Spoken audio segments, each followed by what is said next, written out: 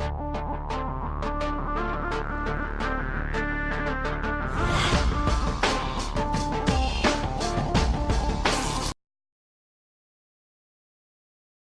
m'appelle Oussam Hassani, j'ai 24 ans, je viens de finir mes études.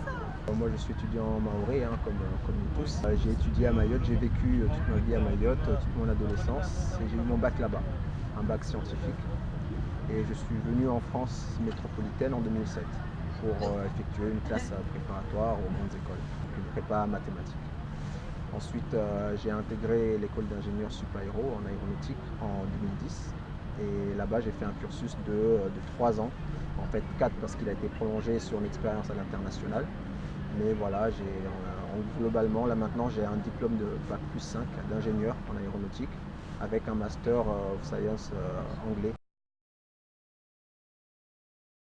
L'expérience à l'international, en fait, elle est particulière. Il y a beaucoup de chemins pour y arriver. Il y a des opportunités qui tombent sous la main. C'est des opportunités qui sont favorisées par l'environnement. Par exemple, dans mon école, à Supaéro, on a une obligation à l'international, je crois, de 3 mois.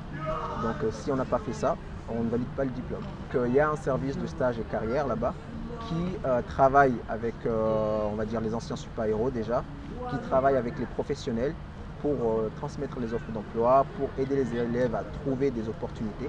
Ce qui fait qu'il y a beaucoup d'étudiants de Supaéro qui passent 6 mois à 1 an à l'étranger. Moi, mon cadre, c'était une année de césure. Donc une année de césure, c'est une interruption entre la 2e et la 3e année. Donc c'est entre Bac plus 4 et Bac plus 5. Et je suis parti pour aller faire un double diplôme. Donc c'est un séjour particulier. En général, ce qui se passe, c'est que les grandes écoles ont tout un réseau et qui rentrent dans leurs critères pour un niveau scientifique donné, par exemple. Et ils ont des partenariats pour, par exemple, pouvoir faire 6 mois ou 1 an et avoir les 2 diplômes. Donc c'était mon cas. Et moi j'ai fait un Master of Science en Aerospace Dynamics. En gros c'est la mécanique du vol, c'est une partie d'aérodynamique, une autre partie de mécanique du vol et automatique. C'est ce qui concerne les avions, comment on les contrôle, voilà, les systèmes de pilote automatique, tout ça. Donc je suis parti là-bas étudier ça et c'était très intéressant parce que j'ai découvert la culture britannique. Parce que j'ai amélioré mon anglais et parce que j'ai fait tout un cursus dans une autre langue du même niveau scientifique que celui que j'avais à Supaéro avec des spécificités. L'enseignement là-bas il est beaucoup plus appliqué, on a eu des expériences pratiques sur les avions qu'on n'avait pas à Supaéro, par exemple des heures de vol gratuites, 4 heures de vol où j'ai eu l'occasion de faire de la voltige par exemple. Les professeurs ils mêlent pas mal, la recherche elle est très approfondie là-bas aussi. Il faut dire que c'est un campus qui a beaucoup de moyens, en fait, le campus de Cranfield University. Il y a plusieurs façons de se trouver une expérience à l'international et plusieurs façons de se renseigner. Donc là j'ai détaillé une option qui est plutôt facilitée parce qu'on rentre dans une école où cette filière est assez bien développée et du coup on candidate, on est aidé dans les démarches.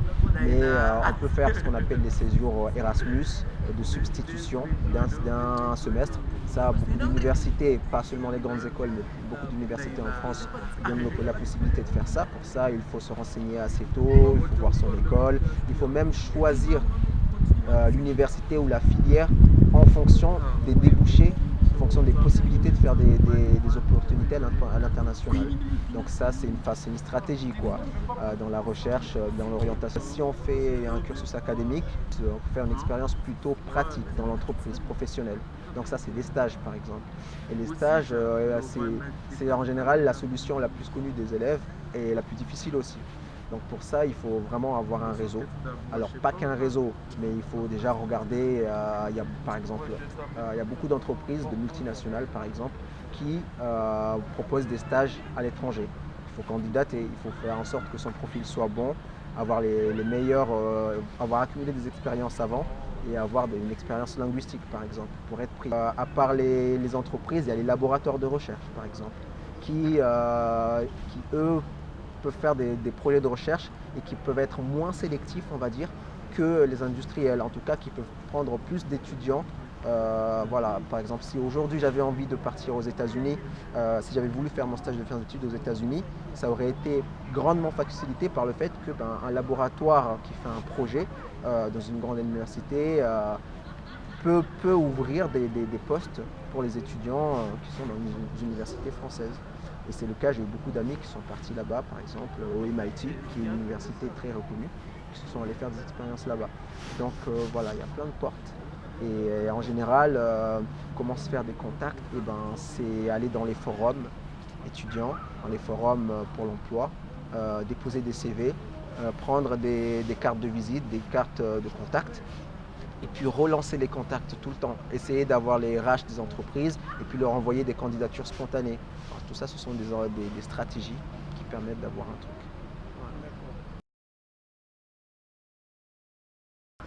Montpellier, c'est une ville très différente de Toulouse, même si les deux sont dans le sud.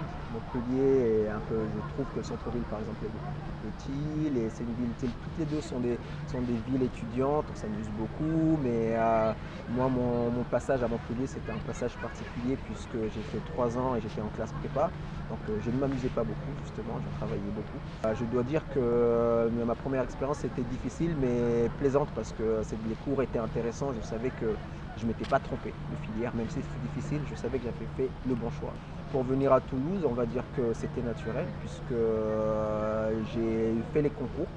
Les concours, en fonction de mon classement aux oraux, en fonction des écoles auxquelles je pouvais prétendre, j'ai pu choisir entre certaines écoles qui étaient bien classées. Et puis, Supaéro m'a plu pour plusieurs raisons d'ailleurs, ce qui a fait qu'après je suis venu ici et j'ai eu aucun problème de mobilité puisqu'on vient de loin. Venir de Mayotte, on va dire, une fois qu'on est arrivé en France, on n'a pas de problème, même aller en Belgique, même aller en Angleterre, c'est rien du tout comparé à ce qu'on a déjà fait avant. Mais moi j'ai choisi Supaéro en particulier parce que j'avais eu une expérience avec l'aéronautique avant, quand j'étais petit, j'avais fait le BIA, un brevet d'initiation en aéronautique quand j'étais en 3e. D'ailleurs, c'était le collège de Mgombani qui nous avait donné l'opportunité de faire ça, avec une heure de vol offerte à la clé.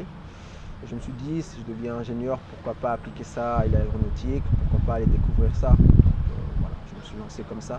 Mais j'ai surtout regardé en priorité la formation, les modules, les 3 années, les spécialisations. Je voulais être sûr d'être dans une école, on va dire, la plus généraliste possible. Pourtant, c'est de l'aéronautique. Mais dans l'aéronautique, on trouve quoi? On trouve de l'aérodynamique, de la propulsion, de la structure, de l'informatique, du maths appliqué. Donc, il y a beaucoup de choses, du génie industriel, il y a tout ce qu'on veut. Donc, au final, je me suis assuré qu'il y avait toutes les opportunités possibles. Et après, j'y suis allé. Alors j'ai eu la chance de rencontrer des industriels justement qui nous sponsorisaient dans un club technique. En fait, c'était un club pour fabriquer des micro-drones pour des petites missions scientifiques, comme par exemple le drone Parrot qu'on voit qui a été commercialisé à la FNAC à l'époque, ou qu'on peut piloter à l'iPhone. Nous, en fait, c'était un drone construit en partenariat avec le labo de Supaéro, le DMIA, le labo d'automatique.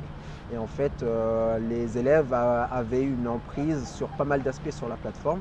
Donc nous avons designé, on va dire, des méthodes pour effectuer des missions.